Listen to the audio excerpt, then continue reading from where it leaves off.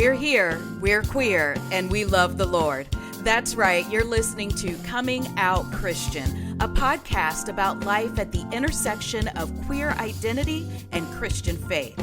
This fun, faithful, and sometimes irreverent podcast is a production of Love Boldly, an Ohio-based nonprofit creating spaces where LGBTQIA+ people can flourish in Christianity. I'm one of your hosts, Siobhan Boyd-Nelson, and my co-host is the Reverend Dr. Ben Huelskamp, Executive Director of Love Boldly. So join us, and let's find out who's coming out today.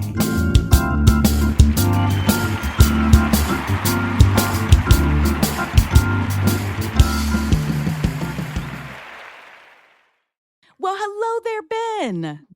Hello, Siobhan. How are you? I am doing so wonderful. Do you know why? I bet you can guess. It's Pride Month, and hopefully the weather is warm. Oh my gosh, it's Pride Month. Happy Pride, everybody. Oh, it's my favorite time of the year. It's probably supposed to be Christmas or Easter, but I love Pride. I love seeing my community. I love giving and receiving hugs. And I love smiling. Smiling's my favorite. And I literally don't stop smiling, I think, for the entire month of June, unless I'm sleeping. And I do have to sleep a lot because, whoa, do we do a lot in June. Yes, indeed. So what are you looking forward to the most this Pride Month, Ben? Well, I am just looking forward to the fact that my birthday this year falls solidly on Saturday of Columbus Pride. Whoa, that's going to be exciting. So yes, I am going to be working that day, but I'm just going to consider that everyone's there to celebrate Pride and me. Yes. And we're just going to make it one big celebration. Absolutely. I've already told you, I think I'm going to find a sash of some type for you. We're going to invite everyone over to say happy birthday to you. We're going to have balloons. I don't know. There's going to be something. Please be on the lookout for the Love Boldly booth at Pride, aka the Ben's birthday booth at Pride. Ben's birthday booth. It's even alliterative. I love it. It is. Yeah. Okay. I cannot wait to be there and celebrate. We've probably just been to Westerville Pride or something like that in the past week, or are on our way to Westerville Pride. So keep an eye out for us. We're going to be everywhere. We're going to have our Interfaith Pride service this month, our 3rd annual. It's going to be a hoot. There will be glitter. Oh, y'all, there will be glitter. I am so excited. I hope that didn't scare anyone. I'm always worried that when I share the things that I'm excited about, that they might scare some people. If you don't want to be involved in the glitter, you don't have to be. I promise. The glitter is optional. And just remember, folks, and you heard it here first on a previous episode, our preacher, our keynote speaker, whatever you want to call them, for the Interfaith Pride service this year is Siobhan. Yeah, and it's going to be only 10 to 15 minutes, y'all. I will rein in the Pentecostal apostolic leanings that I have, and we're going to keep it brief. Will not keep you long. And I actually mean it when I say it. I know if you're in a Pentecostal church and you hear a preacher say, I won't keep you long, please get comfortable. Please get settled in, because that preacher is going to keep you long. Okay. But a preacher who will not keep us long, I think, because he's in the Lutheran church, and they're just not known for doing that. And it's our amazing guest today is Tyler Moquin-Lee, who uses he, him pronouns. Am I saying your last name correctly, Tyler? Almost Moquin-Lee. Moquin-Lee. Okay. Wonderful. Tyler serves as pastor of Gloria Lutheran Church, a member of the Evangelical Lutheran Church in America, or ELCA, on the west side of Cincinnati. Tyler has served as pastor for 3 years and is active in the community. He serves on the board of My Neighbor's Place, a ministry on the Cincinnati west side to improve the spiritual, economic, and social quality of life for the residents in the area. He also works with Westside Churches United, a collective of ecumenical worship communities dedicated to building relationships and working for social justice on the Cincinnati West Side. Tyler is married to Dr. Matthew Moquin-Lee, who conducts the Young Professionals Choral Collective, directs the choir program at Xavier University, and serves as worship arts director at First Lutheran Church in Cincinnati. They have been married for almost 8 years and have two dogs, Luther and Benedict. In his spare time, Tyler enjoys learning languages, traveling, and pub trivia. Welcome, Tyler. It's so wonderful to have you today. Thank you for having me, Siobhan. Thank you for having me, Ben. It's great to be here. Wonderful. And of course, we're going to start with the first question we ask all of our guests. What is your testimony? What is your story at the intersection of queer identity and Christian faith? Thanks for the question. So for me, queer identity and faith has definitely been an evolving kind of concept for me throughout my life. I'm a cradle Lutheran, so I was born to a Lutheran family, and we've been Lutheran all our life. But we started off in the Missouri Synod Lutheran Church, which Mm, is quite a bit more conservative than the Evangelical Lutheran Church in America. Some of the big differences that we have between our denominations: the Lutheran Church Missouri Synod does not ordain women or queer individuals, but the Evangelical Lutheran Church in America does. That's probably the biggest one. We also have some differences in ways in how we interpret scripture, but very much the liturgy and the culture is somewhat similar, which made, I think, moving from that church to the church that I'm in now a little bit easier. It still felt, in some ways, like home. mm-hmm. Um, I grew up in Central Texas, which is also Ooh. very different from Cincinnati. It's about an hour north of Austin in a town of about 50,000 people. And I went to private Christian school my entire primary and secondary education. And during that time, it was a combination of both Lutheran schools and also an evangelical high school, kind of associated with the Southern Baptist Convention, which was very, very different. And sort of in that time, you know, I grew up in a conservative environment. I grew up in a conservative family, and we had certain values, we had certain beliefs, we had certain understandings of what were the kinds of relationships and the kinds of characters that were appropriate in the church. And I think my first real experience at understanding that, one, something was different about me, and two, having that sort of sense of cognitive dissonance between what my values were and what the church was telling me, was probably into high school and college. Um, some of the big questions that I had, were the ways in which we had uh, how we stereotyped other people. I actually, in college, I worked as an English teacher for international students and their families. And one of the biggest things was working with students who came from China, where there is no major religion for the majority of people, or people from the Middle East, where their experience is a Muslim experience. And so, growing up in that kind of environment and understanding, the concept of fear of other people and other religions versus actually meeting people where they are, understanding who people are as human beings, was kind of that first experience of something is different here. Like, how, I love this person, and yet at the same time, we believe very different things. Mm-hmm. So that, I think, was a big part of that piece. And then also in college, it's the moment where we kind of discover who we are. And I'd had a couple of girlfriends up to that point, but college, something was different. It was an opportunity to learn a little bit more about myself. And then for the longest time, when we talk about queer subjects in that church, in the Missouri Synod Church, um, the struggle that we ran into was, there really isn't a lot of content. There really isn't a lot of support for people who feel like they are struggling with it. In many cases, they don't even like to say the word gay. They like to say struggle with homosexual feelings, which is not really, the Lutheran in me kind of shudders at that, because Lutherans, we call a thing what it is, and Mm-hmm. that's not calling a thing what it is. Um, and so I think, after graduating college and sort of wrestling with the idea of where, who am I as a person, and how is my relationship with Jesus affected in this whole difficult experience.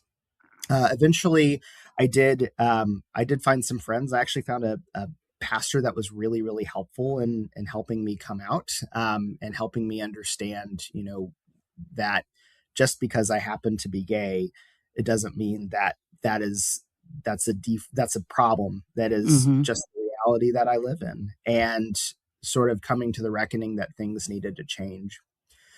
I ended up meeting my now husband, on a dating app, and we ended up moving churches. He kind of been a little bit of a mutt in terms of Christian background, Christian denomination background, but he grew up in southern Mississippi in the Southern Oh, Baptist, wow. so much different than mine. But we found a church we really loved in Fort Worth, Texas, which is where we ultimately got married, where I was encouraged to explore discerning my call to ministry. And um, I haven't looked back, and I've grown more and more. I think the big thing is in that coming out journey, I've found myself falling more and more in love with Jesus, and more Mm. and more in love with the idea of discipleship, and how we serve, how we live our lives. I feel like there's so much more that I understand, a deeper relationship that I would have never experienced if I had stayed where I was. So that's, long story short, that's kind of the big story, of my journey. Amazing. And how did you make your way to Cincinnati? You've got two Southerners, two deep Southerners up here in Ohio. And I say that with so much love. My wife is also a deep Southerner, who has been here in Ohio for over 16 years. So, what's your story? What got you here? Sure. So I was the traveling spouse. After we got married in Fort Worth in 2018, we actually moved up to Princeton, New Jersey for 2 years, Wow. where my husband got his master's in choral conducting at Westminster Choir College. And then the pandemic hit, which was nuts. We ended up moving to Cincinnati because he was also wanted to pursue a doctorate in that same field at Cincinnati College Conservatory of Music. Hmm. And so he was interviewing a few different places. And at the same time, I was also interviewing up at Luther Seminary in St. Paul, Minnesota. They had a program that was really, really appealing that I ultimately was a part of, but it was an accelerated MDiv program. Um, Normally, a seminary experience in our tradition is about 4 years, 2 years of academic study, 1 year of internship experience, and then another year of just kind of wrapping things up and additional discernment and clinical pastoral education. In this program, it had everything bunched up into 2 years. It was Wow. a cohort model. It was very, very difficult. And also being in the middle of COVID and some building issues at my internship site, I kind of joke around and I say, if I can survive that, I think I can survive whatever the church throws at me. Yeah. But that's sort of how we ended up in Cincinnati. We've been here since 2020. We love it. It's kind of like that medium place in different cultures kind of coming together, but we love it, and we're happy to be here. Well, that makes a lot of sense then that you're, especially with your husband's profession and the Cincinnati Conservatory of Music, I know is just so world renowned for what it does. So that makes a lot of sense there. So tell us about Gloria Day, your church here. And it sounds like you really do love Cincinnati. You love the west side of Cincinnati, and you are very embedded in that community. So tell us first about your church and then about your love of the west side of Cincinnati. What's so great? Sure, sure. So my church, it's kind of on the outskirts of like most of the urban Cincinnati area. It's a very suburban area. I think we worship about anywhere between 50 and 60 on a Sunday. So we're not a huge church. Hmm. Um, but we are a church that is really committed to welcoming people. One of the best things that I love about my church is their sense of hospitality. Whenever they see anybody new show up, it's like, okay, I really want show you that we aren't, like we aren't one of those churches that's stuck up. We aren't one of those churches that, makes you feel uncomfortable being in this space. We want to help you out. Mm-hmm. I think there's also this really big embrace of welcoming everybody to the fullness of participation in church life, from access to leading parts of our ministry, or participating in parts of our ministry, participating in the Lord's Supper. That's something that people come and we say, you are welcome here. You can come up. Here's how you do it. You don't have to if you don't want to. It's not an obligation, but know that you are going to be treated like any other person in this church. Yeah. And that's how I felt when I first came. And even every day I fall more and more in love with this community. They just have a really big heart for welcoming. Our tagline for our church is, there is a place here for you. And they really do a good job with living that out. As for the Cincinnati Westside, it's kind of an interesting situation. So for those who aren't aware, Cincinnati kind of has this reputation of East Side, West Side sort of rivalry. And the West Side is kind of like the how do I put it? Not the most popular, not the most well cared for part of the rest of the city, but the neighborhood of Westwood, which is situated in the west side of Cincinnati, is the largest and the most populous neighborhood of the Cincinnati area. That being said, it doesn't have as many resources, I think, as some of the other parts of the side. They kind of get overlooked quite a bit.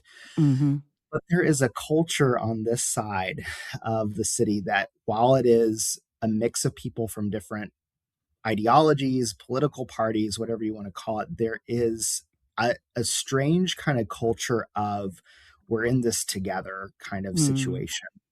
I'm really lucky to be able to partner with some of the other churches in the area, some of the other Protestant churches in the area. We have a couple of social ministries that we help run.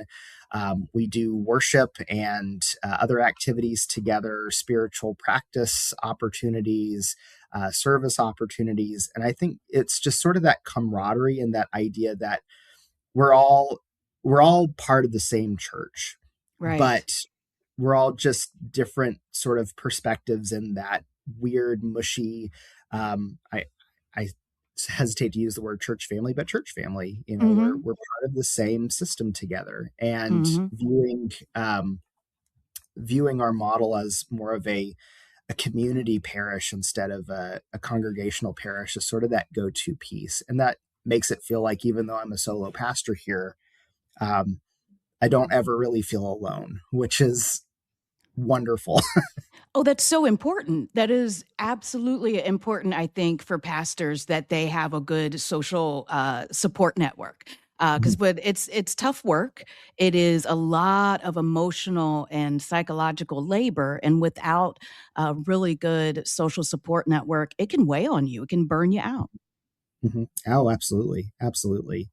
I'm very, very fortunate to have so many wonderful people from those other congregations, and also a pretty good support system within my own denomination as well, which I'm very appreciative of.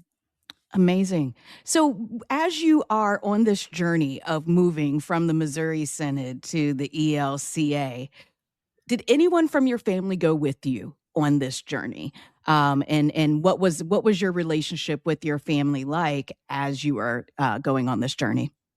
That is actually a great question. So most of my family is actually not church going anymore, which is quite interesting. We all went to the same, like our entire family, extended family, went to the same church growing up.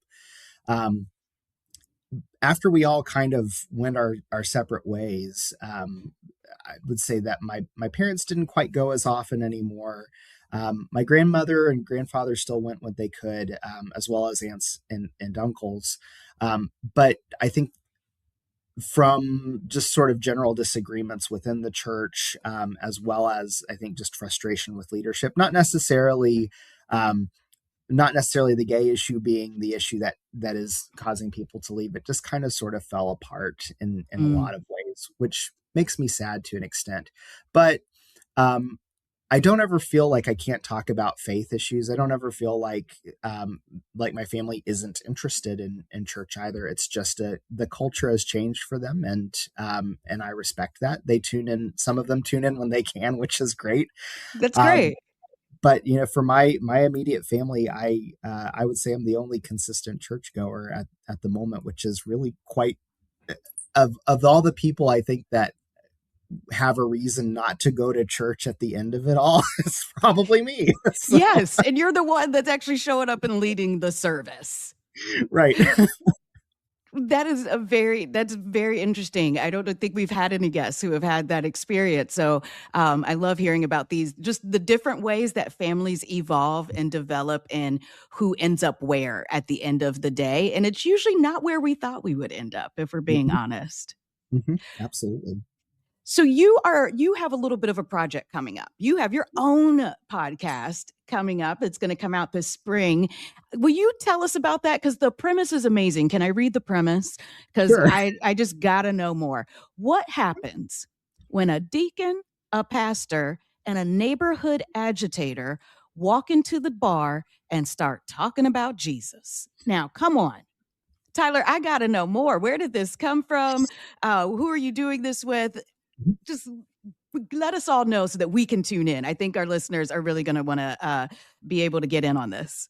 Sure, absolutely. So it's kind of been one of those pipe dream projects where we kind of talk about it and nothing ever came out of it for the longest time. But I've got a friend who's a deacon in the United Methodist Church. Her name's Sarah, and she is all kinds of wonderful. She's like chaotic personality, high energy. She leads the social ministry that we kind of all support as churches as well, and she's just so much fun to talk to. And then I've also got a member of my congregation who is also deeply involved in some of these other congregations too, Leslie, who works widely with the larger community as well. And so our premise was we wanted to have a place where we could just talk about church. We could talk about churchy things. We could talk about what it means to be community together with that little twist of Cincinnati West Side personality and context. And while we haven't really recorded a whole lot, our first episode was talking about the church, kind of defining what is the church, why does the church exist, how do we understand it all. But we also have this other component, which I think we spent a little more time on, we think is a whole lot of fun. We call it casting lots, but where we basically answer one of those questions about where do we think these people kind of show up in church Jesus-y world. So our first episode, we talked about the characters of Parks and Rec and what denomination each one of the characters would be a part of. And I love it. It was a lot of fun. And we actually record the other part of this is we record this in a local brewery. So we have I was going to ask, if you said you're walking into a bar, I had to know, what are we drinking? Absolutely. So we meet at Westside Brewing, which is probably my favorite bar in Cincinnati, but favorite brewery in Cincinnati. But it's sort of a gathering place in a lot of ways. I would even call it a third space in our community. We meet there for so many different things, for pub theology, for trivia, for opportunities in supporting our neighbors in the community, for fundraisers. It's sort of just like, it's kind of like church for people who lead church in some ways. Yes. But it's great. I love it. It's one of my favorite spots in this whole city. Okay, I love the idea of there being a pastor bar. We've all heard of, biker bars or even cop bars, like all these different types of bars for different people. I love the idea of there being a pastor's bar. Ben, can we get that started in Columbus? I need our listeners. If you own a bar, if you frequent a bar and you're like, this would be a good spot, y'all, this is the meetup for pastors, let us know in the comments because I am into it. That would be super fun. Yeah, I mean, I'd be all on board with that. Yeah. So yes, and it's called Spilling Grace. Is that right, Tyler? That's the name that we're going with right now. It might change, but I think we've all kind of agreed, like, this is we're happy with this. This is a good, Well, and It's such a good I think image as well, spilling grace. We need some grace to be Oh, spilled sure. out on everybody. And so, yeah, a conversation along those lines sounds wonderful. Absolutely. I think, for us, the cup of God's grace is always overflowing, and this is the place to experience. And I will say this too, as a Lutheran pastor, a lot of our history was born in bars and pubs as well in Germany. And so it's kind of like that harken back to, hey, this is where we can have conversations. Like, if we, church is where we meet. It's not a building, it's not a place, it's a that's sanctified and fit for this particular purpose. Where two or three are gathered, Jesus promises to be there, and that for us is that's good enough for me. I love it. You're getting back to those German Lutheran roots by being in a brewery. Yes, that is wonderful. And I think you're making a very good point. It's a point that we made last year. Love boldly. Often at Pride, we ask a question of the community and we ask them to write their answers as they're walking by. And one of them is, where do you find church? Mm, And that was an acknowledgement that church is not just a building. It is not just a place with a steeple and a sanctuary. It is where you find community and love and support. And yes, that can be a brewery by all means. absolutely. Oh my God. So this has been an amazing conversation. I do want to ask one question, but it's about your husband. Sure. Well, I have to ask, I think, because we did a little mini season in between seasons 2 and 3 of Coming Out Christian called How Sweet the Sound. Go listen if you haven't listened yet.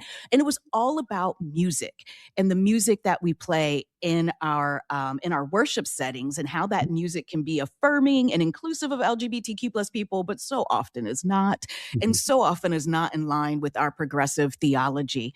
Mhm. So as a pastor that is married to someone who has a doctorate in choral music, where are you on music? Are you more of a modern um gospel, even, or like, are you gospel, are you modern evangelistic music, do you like choral music, more of the traditional?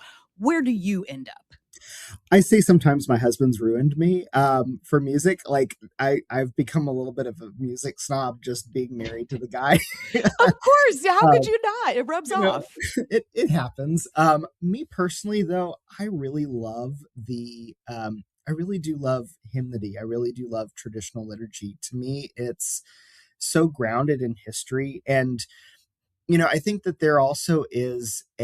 I think there is a movement today to preserve that whole sort of sense of culture and identity in the church. Our we have a service that is our most highly attended service at our church is a contemporary service, and they do Hmm. use contemporary music. And I do lament the fact that it's so hard to find, I think, modern contemporary music that so well echoes, I think, what our faith is. And so often I kind of, things will happen and I'll be like, oh, we can't sing that song again. That's Yeah. not a great one to have. In terms of hymns, though, I there's so much rich theology in hymns. And as the Lutheran Church, we were a church that preached the gospel through hymns. And Mm. it's an art in many ways that's been lost to that sense of modern coffee house kind of church. Um, I think it's a reflection of sort of the larger sphere of things, where when people are going and they're looking for something in places of faith, it's not necessarily they're not necessarily looking for something um, to meet where how do I say they're not necessarily looking for something that will sound like a rock concert or sound like something modern and new and edgy. They're looking for a transcendent space. They're looking for a space where Mm. God is present, where something is out of their normal rhythm of life. Yeah. And I think the liturgy does, for me, the liturgy does that for me. I don't have as much of that in the rest of my life. There's so much chaos, but this is a place where order can exist. It's a place where beauty exists, and there's wisdom in the ancients. I'll say that too. There is, there is. And Ben was nodding his head along with you. Ben's a hymn guy. Those who have been listening will know that. So I think you absolutely agree with Tyler there, right, Ben?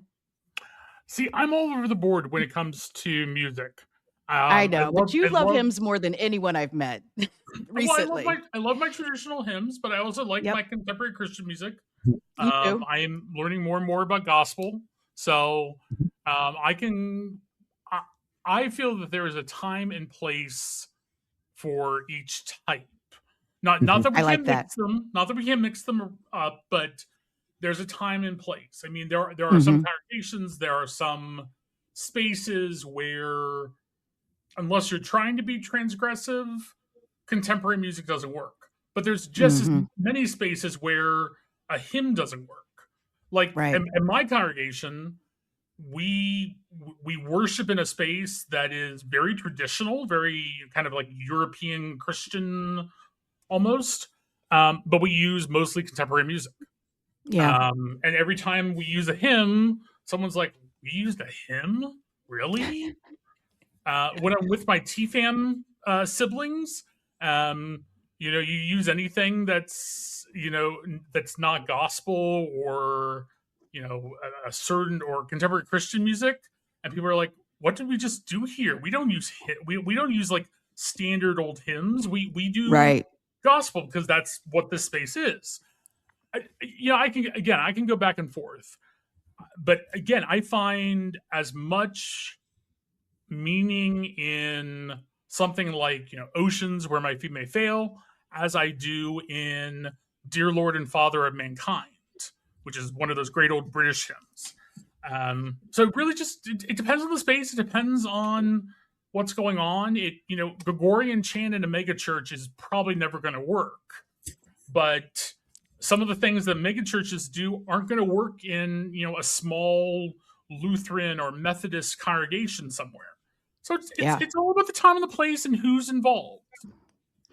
But Ben, I do have to point out, there was a hymn that just rolled off your tongue and you're like, that's an old British hymn. Not everybody's doing that, Ben. You, my friend, at least not many of my friends. I will say that. I would say that. But how many people, Siobhan, in not just your friend group now, but coming from an apostolic Pentecostal background, how many you can name off gospel hymns or gospel music that I've never heard of. Yeah, yeah, So that's true. I just think it goes back to the space and the people who are in that space and what they want, what works for them. In some congregations like Tyler's, it sounds like sometimes we'll do different types of music at different types of services. Some are Hmm. just squarely this is what we do and nothing else. It Hmm. really depends. Yeah. Well, I thank you, Tyler, for letting me ask you that question. I had a Yeah. feeling, though, with a husband with a doctorate in choral music, you were going to have some opinions, or at least he had some opinions he had shared with you, and you would have opinions about that. Oh, absolutely. He's actually quite interesting too, because growing up in that southern Mississippi environment, he used to watch the Gaither Gospel Hour every single every single opportunity. That was his bread and butter growing up, which is I couldn't tell you 90% of those songs because I'd never heard them Yeah, in my life. right, right. Oh my goodness. Well, Tyler, thank you so much for joining us today. It has been an amazing conversation. Great. Best of luck on your podcast. I cannot wait to listen in and learn more about what it's like when a deacon, a pastor, and an agitator get together and talk about Jesus. And please send our love to your husband. And those, I can just tell your dogs are cute because their names are Luther and Benedict. And as soon as I saw that, I just wanted to snuggle them. So please also send them my love. Gladly. Y'all, we are going to get into our two segments. The first one is the query of the day. And yes, that is a pun. Don't fight it. It is a pun. And today's query of the day, we're going to go back to being in a brewery. Now, not everybody drinks beer. My wife is one of those folks who's going to, feel a little awkward in a brewery. But what space would you like to see a pastor, a deacon, and an agitator walk into to have a conversation about Jesus, right? Is it a pub? Is it a bar? Is it I don't know, a roller rink, a bingo session. There's so many different places that these folks could walk into and have a discussion. Where would you like to see this happen? What kind of environment that would spark some really good conversations? Ben, what kind of space would you like to see a pastor, a deacon, and an agitator walk into? So, so I'm totally down for the bar Mm-hmm. situation. But you know, I don't know. It would have to be a bar where you wouldn't expect, if you know those sorts of folks, if you know pastors, Mm-hmm. pastors with some exclusions and a few denominations, we drink. It happens. We're human. So, so I would love to see those folks in a bar where you wouldn't think that pastors would show up Okay. in. Because there are bars out there that even if you know pastors, even if you know that we're human, hell, if you're one of us, you still would think, I'm not so sure I would see a pastor in that bar. And Yeah. that's where I would love to see that happen at. Like maybe a gay bar, for example. No, see, I'm not, as a pastor who's gay, I am Yes, not that's true. thinking Not of for that. you. Yeah. Yeah. I'm thinking of somewhere that, dark, seedy, somewhere Mm, maybe the biker bar you were talking about. there we go. Although I know at least one pastor who hangs out at biker bars. So, who knows? Ben, we're special people, though. You know, we are a special type of Christian who hang out with a special group of people. I don't know many folks who can say that about the Well, that's pastors true they too. know. Tyler, are you sticking with the brewery, or are there any other locations that you would walk into with these folks and have a great conversation? One other place, and one of these days is something I would love to do. If I'm able to pull it off, I'd love to do like a drag bar kind of situation. Like, Love it. I mean, let's be honest, high church is really campy, and like, who else can pull off a service like that than folks who really know how to put on a show? So I feel well at home in that kind of a scenario too. Absolutely. That would be absolutely amazing. I am going to go with a nail salon. Hear me out. Mm. It's a high end nail salon. They are seated in three chairs next to each other, getting pedicures and drinking mimosas. That I think could actually spark some really good conversation. You're being pampered, you're having a nice little treat, and you're there. I mean, it's a very close type of thing. There's an intimacy there when you go and get pedicures. That's something you do with your good girlfriends, right? And so I think that would be really neat to hear the type of conversation that would come out in that scenario. It'd be really So, good for a foot washing kind of situation too. Like, oh, it's that like that connection. would. That's cool. Oh, yeah, leave it to a pastor to figure that one out. Love it. Love it. So, listeners, tell us, where would you like to see a pastor, a deacon, and an agitator walk into to have this amazing conversation about Jesus? It could be anywhere. Jump into our comments, jump on Instagram. Let us know. We want to hear from you. And now we will jump into our next segment, which is a moment in queer history. Ben, take it away. So I'm going to do one that's not only a moment in queer Christian history, or I'm sorry, in queer history, but is about history as well. Ooh. And that is LGBTQ History Month, which, Mm. though this episode's coming out during Pride, LGBTQ History Month is during the month of October. It was originally set up and founded in 1994 as a way of bringing better awareness not only to the queer community but also to queer history. And as we've seen on this podcast time and again, originally this segment of the program was queer Christian history, but then we got to a point where we were starting to run out of positive queer Christian history moments, at least ones that were recorded that had been written down. And so we shifted to queer history. So this was founded in 1994. It's been around since then. During the Obama administration, and I believe also during the Biden administration, it was officially declared as LGBTQ History Month each of those Octobers, starting back with President Obama in 2009, and has been, has been going with, at least officially during those administrations, but has been going constantly since 1994. There are always programs around this from affirming churches, from LGBTQ organizations, and other community organizations. We always try to do something at Love Boldly around that same time.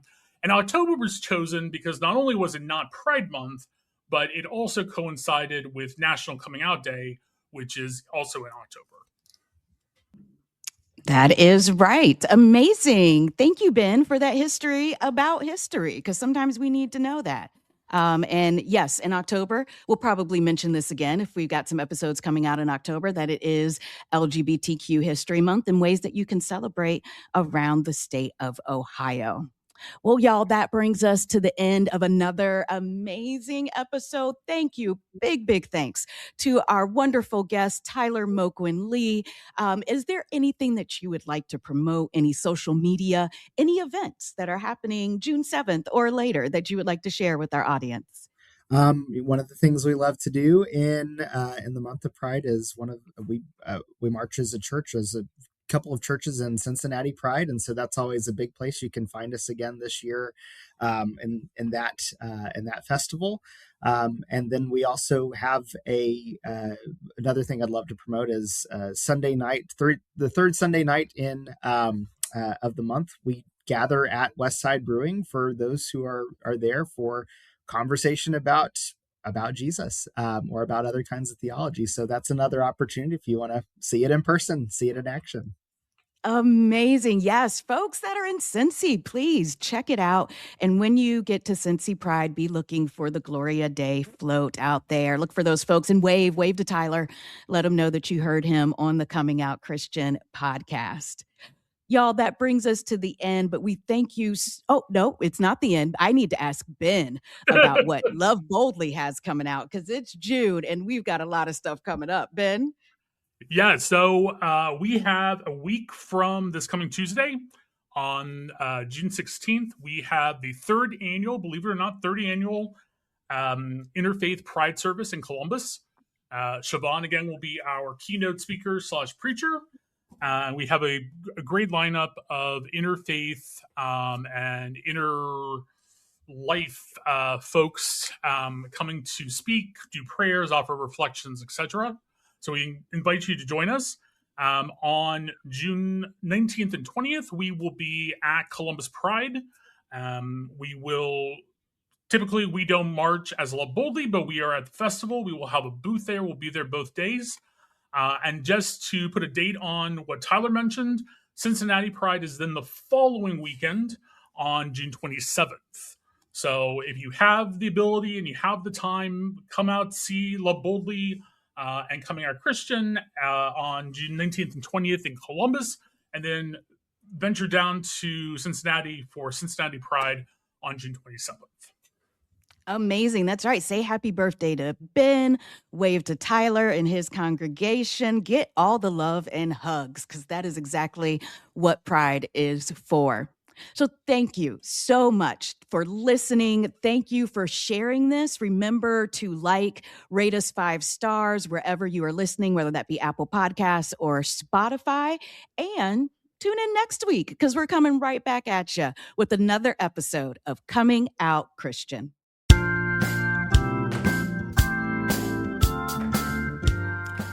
Thanks so much for joining us today.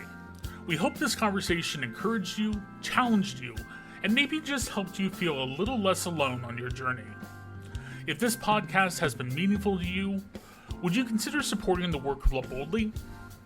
Love Boldly's mission is to create spaces where LGBTQIA+ people can flourish in Christianity, and your donation helps make conversations like this one possible. You can give at www.loveboldly.net/donate. That's www.loveboldly.net/donate. Want to stay connected with the podcast? Follow us on Instagram at comingoutchristian_podcast for updates, resources, and community. Until next time, remember that you can be queer and Christian and queer.